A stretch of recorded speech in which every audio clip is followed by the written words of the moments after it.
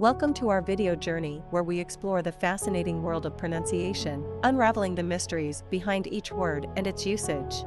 In this video, the word is accredited. Accredited.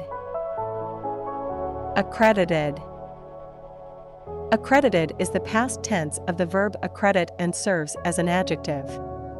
It signifies that an individual, organization, program, or institution has been officially recognized, validated, or authorized as competent, authoritative, or authentic, often in accordance with established standards. Here are some examples.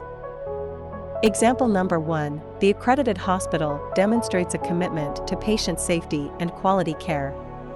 Why accredited is used in example number 1. Accredited underscores the hospital's commitment to patient safety and the provision of quality care, as officially recognized. Example number 2, law firms seek attorneys who have graduated from accredited law schools. Why accredited is used in example number 2. Accredited refers to law schools that have received official recognition, ensuring that attorneys' educational backgrounds meet established standards.